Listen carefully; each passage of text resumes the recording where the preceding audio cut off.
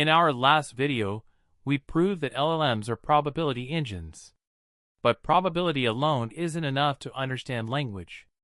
Let's look at a classic problem in AI, context. Take the sentence, "The bank of the river." Now take, "The bank approved the loan." Older architectures, like recurrent neural networks, process data sequentially. By the time they reached the end of a long paragraph, they forgot the beginning. They suffered from a bottleneck. The breakthrough of the transformer architecture was destroying this sequential processing. How? By looking at everything all at once. This mechanism is called self-attention. Today, we are not just talking about it.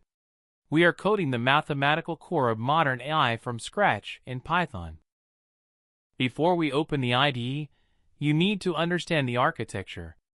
Self-attention is fundamentally a database retrieval system built on vector geometry. It relies on three matrices: queries, keys, and values. Imagine you are in a library. The query is what you are looking for. It is the active word asking for context. The key is the title on the spine of every book in the library. It is the identity of all other words. The value is the actual text inside the book. To find the right book, you compare your query to every key.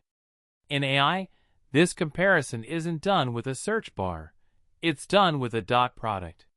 We calculate the geometric similarity between the query vector of one word and the key vectors of all other words. Let's look at the formula. Attention of Q, K, and V equals the softmax of Q times K transpose, divided by the square root of dk, all multiplied by V. The operation, Q times K transpose, is the raw attention score.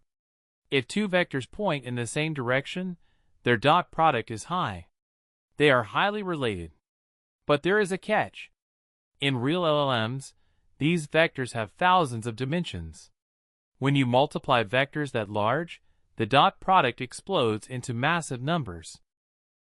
If we feed massive numbers into a softmax function, it outputs a vector where one value is exactly 1, and everything else is 0. The gradients vanish.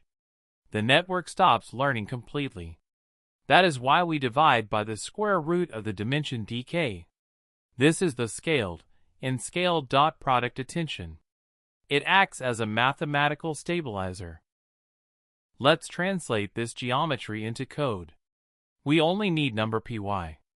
We define our function, scaled dot product attention. First, we extract dk, the dimension of our keys. Step 1.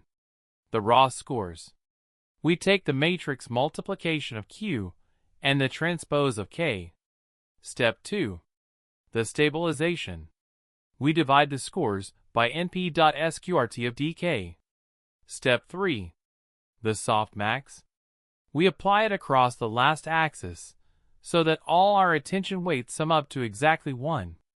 This gives us a probability distribution. Step 4. The context. We multiply these normalized weights by our value matrix. The result is a new set of vectors. These are no longer just isolated words. They are mathematical representations of words, aware of their surrounding context. Let's run a simulation. We initialize 3 words with random 4-dimensional vectors. Look at the attention matrix in the output. This is a heat map of meaning. Row 1 shows how much the first word is paying attention to word 1, word 2, and word 3. Notice how the rows always sum to 1. The final output is our contextualized output. This matrix is what gets passed to the next layer of the neural network. Self-attention is elegant because it replaces complex rules with pure matrix multiplication. But this is just one piece of the puzzle.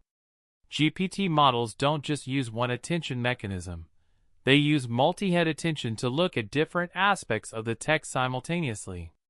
That is exactly what we are going to code in the next video. Subscribe, check the GitHub link in the description for today's code, and I will see you in the next one.